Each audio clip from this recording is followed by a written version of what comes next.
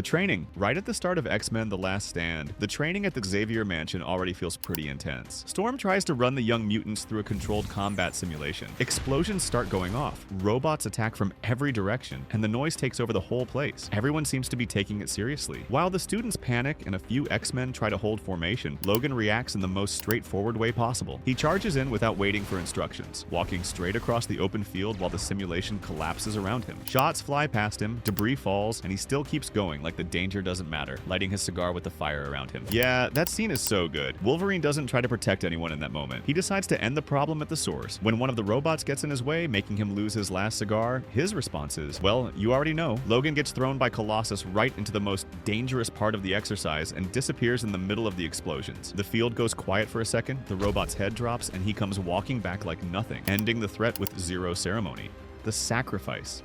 Still in that same movie, Jean Grey's death at Logan's hands is one of the heaviest and most tragic moments in the entire franchise. In that moment, he has to kill the woman he loved the most. Taken over by the Phoenix Force, Jean loses every last bit of control. The power inside her starts disintegrating everything around her. Charles Xavier had already warned that this was not something that could be controlled. Now, Logan sees the truth with brutal clarity. That force won't stop, and it won't spare anyone. Even knowing that, Logan moves forward. While the other mutants back away and run, he walks straight into the Phoenix. Every step is torture. Jean's power tears his skin, breaks his bones, and gets worse, second after second. But he pulls himself back together and keeps going. Regeneration isn't an advantage here. It's a sentence that forces him to feel everything.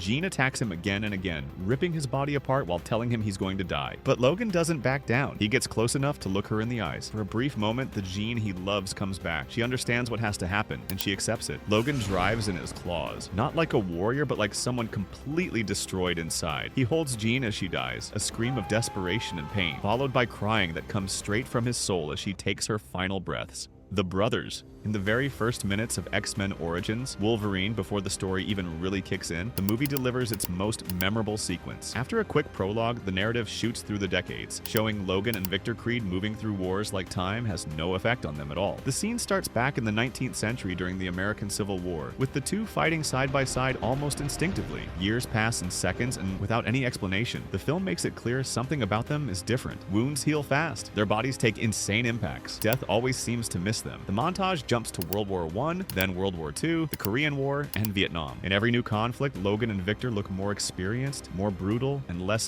human. What starts as brotherhood slowly turns darker. Victor enjoys the violence. Logan resists, but he keeps marching anyway. Explosions fill the screen, bullets tear through bodies, trenches and battlefields become the backdrop for the scene's core idea. These two don't belong anywhere. They just keep going while the world changes around them. In just a few minutes, the movie builds decades of pain, survival, and war without needing to explain much at all. The fake Deadpool.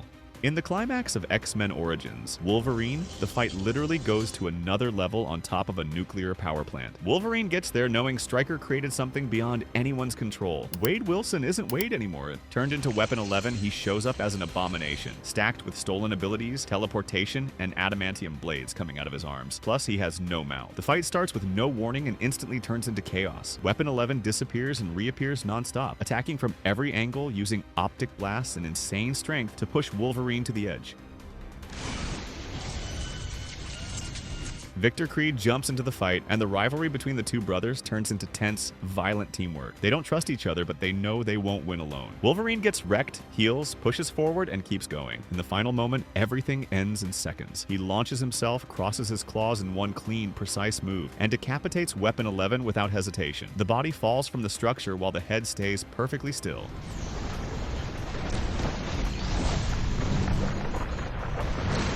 Unleashed fury. In Logan, everything already feels lost when the ambush happens in the forest, near the place that was supposed to be a final refuge. Logan can barely stay on his feet. His body is failing, the adamantium has turned into poison, and every movement costs way more than it should. The kids are surrounded, the Reavers move in without rushing, and it feels like the end is inevitable. Professor X's death is still hanging in the air when Logan makes the most extreme decision possible. He injects the mutant serum without hesitating, knowing it could be just as dangerous as the threat in front of him. The change is instant and terrifying. His body reacts like it's being pulled pulled up from the bottom of a pit. Strength comes back, the healing factor kicks into overdrive, and something old wakes up with it. There are no more words, no more strategy, just instinct. Logan charges through the forest like a wounded animal that refuses to fall. His claws cut through flesh, metal, and bone with brutality. He tears through the reavers, ripping bodies apart, dropping enemies as he moves, never stopping even when he's hit. Every strike carries years of pain and bottled rage. For a few minutes, the Wolverine the world feared and admired is back in his purest, most savage form.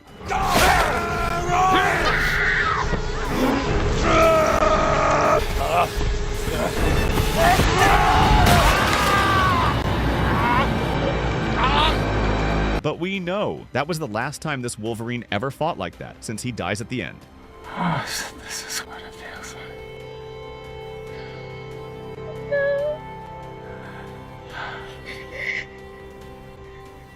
The fight in the car. In Deadpool and Wolverine, the violence hits a new level when the story basically gets stuck inside an old Honda Odyssey minivan, lost in the void. Right in the first lines, the tension explodes. Deadpool lets it slip that maybe the TVA can't save Logan's original timeline, and that's enough to ignite something Wolverine's been holding back since the beginning. Logan sticks his claws into Deadpool's leg and goes after him with brutal words, digging into open wounds. He dumps all his built-up frustration. He says things to Deadpool that actually hurt, calling him immature, useless, attention-starved, and incapable of saving anything that really matters. It's a heavy speech that kills the humor for a second and shows how broken and cynical Wolverine really is. Deadpool then says he's going to fight him. The space is so tight that the fight becomes exactly what it sounds like, cruel and bloody. I'm gonna fight you now. Oh, are you?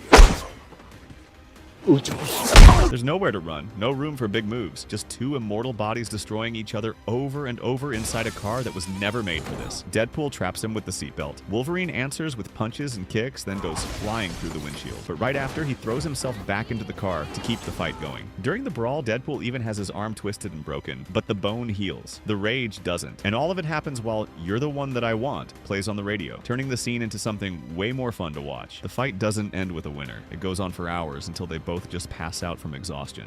Atomic bomb. In the Wolverine, we get one of the most powerful moments of Logan's life. The setting is Nagasaki in August 1945, inside a Japanese prisoner of war camp. Logan is trapped at the bottom of a reinforced pit, isolated, weak. Outside, a young soldier, Ichiro Yoshida, watches that different kind of prisoner. Even without understanding who Logan is or how he survives everything, Yoshida shows respect and compassion. That small bit of humanity becomes crucial when the sirens start blaring. The air raid is underway and something far worse than conventional bombs is coming. As panic spreads through the camp, Yoshida starts freeing the prisoners. He releases Logan, believing no one deserves to die trapped like that. Seconds later, the sky turns into light. The soldiers begin killing themselves, but Yoshida doesn't want to do it. Logan understands what's coming before anyone else does. Without thinking, he shoves Yoshida back into the pit and throws himself on top of him as the fire gets closer and closer, using his own body as a shield. The explosion hits. The blast incinerates everything around them. Logan's flesh is destroyed, but his healing factor does what, to that soldier, seemed impossible. He survives where no one else would.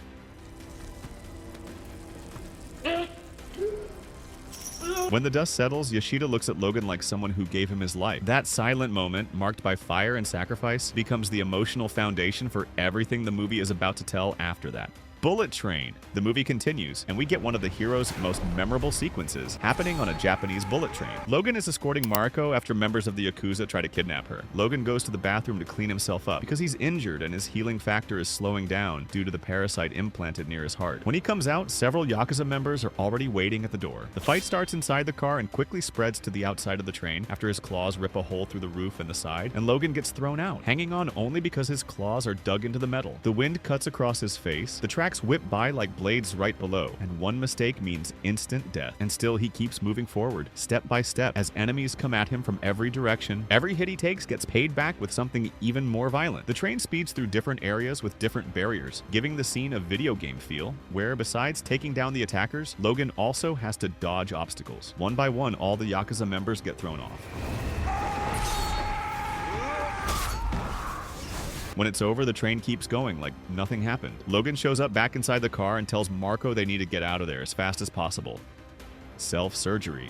Still in that same movie, Logan pulls off one of the most insane scenes of his entire run by facing an enemy he can't just slice up with claws. A robotic parasite lodged near his heart is weakening his healing factor and slowly killing him. There's no medical equipment and there's no time, so he does what only Wolverine would do. Yukio, who's with him, tries to stop him, but Logan decides to operate on his own body. No anesthesia, no hesitation. He pops a claw and cuts open his own chest. Even though he's used to violence, Logan feels every second.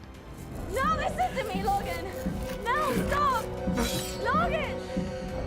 You're not gonna want to watch this part. No, listen to me, please, no! With his chest cavity open, he shoves his own hand inside and feels around until he reaches his still beating heart. Between spasms and losing strength, he finds the parasite and rips it out by force. His body collapses. During all of this, Shingen Yashida, one of the villains, shows up and starts fighting Yukio. For a few moments, Logan literally dies on the bloody table. Then the healing factor kicks in. The heart starts beating again, tissue regenerates, and Logan gets back up, now with his healing factor normalized, and protects Yukio, who was about to be killed by Yoshida. Don't hit my friends.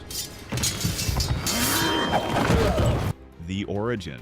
In X-Men Origins, Wolverine, Logan is taken to the facility at Alkali Lake and strapped onto a metal structure like he's part of the machine. Sensors, mechanical arms, and a restraint mask lock down every movement. When the adamantium in liquid form starts getting injected, the horror becomes physical. The metal runs through his body, fusing every bone while his healing factor is pushed to the limit just to keep him alive. The pain is constant, long, and relentless. Through all of that, a series of flashbacks from his life start racing through his mind, almost like a nightmare. The camera keeps focusing on the suffering. The tank fills with steam. The heartbeat spikes. The scientists watch in silence while Major Stryker looks on, satisfied. Logan endures it because he has no choice. Then the heartbeat stops. Everyone panics, thinking everything went wrong, until suddenly his heart starts again. The turning point happens when he hears the order to erase his memory. Something snaps. Rage beats the pain. Logan wakes up, rises out of the tank with wild eyes and a smoking body. The adamantium claws appear for the first time, now silver permanent.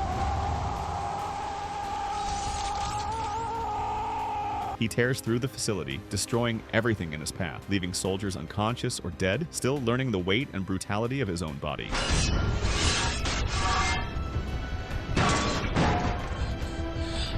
Silent revenge.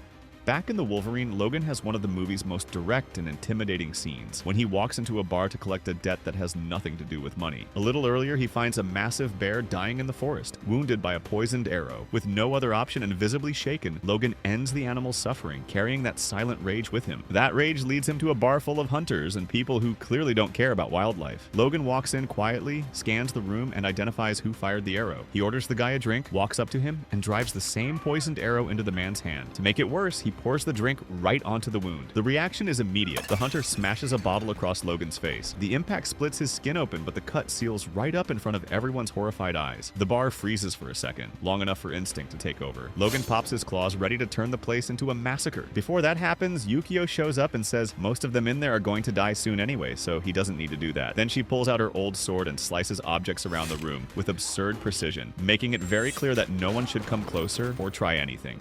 The yellow suit. In that same movie, there's a deleted scene that basically became legendary among fans. Not because of action or violence, but because of the symbolic weight of one simple object. The famous yellow suit from the comics finally appears, even if only for a few seconds. Near the end of the movie, Yukio and Logan are inside a private jet. She hands him a mysterious case. Logan opens it and finds the classic X-Men suit inside, with that bright yellow and details that directly call back to the comics and the animated shows that shaped generations. His reaction says everything. Logan doesn't say a word. He just stares at the suit and gives a small, almost ironic smile. The most interesting part is that he never actually wears it. Man, why did they cut that scene? Even outside the final cut, it became iconic. And only later in Deadpool and Wolverine did we finally get to see the hero wearing the comic-accurate suit. Mansion invaded. In X2, the invasion of the Xavier Mansion turns the safest place for mutants into a war zone in just minutes. In the middle of the night, while students are asleep and the halls are empty, military forces surround the property without warning. Soldiers move in armed, using gas, automatic weapons, and a cold strategy to capture anything that moves. The attack is fast and brutal. Doors get kicked in, windows explode, and the school atmosphere turns into pure panic. Wolverine is awake at the time and takes only seconds to understand what's happening. He doesn't ask for a plan or look for help, he just reacts. In the mansion's tight, dark hallways, Logan becomes a living barrier between the soldiers and the kids, and he starts tearing through guards.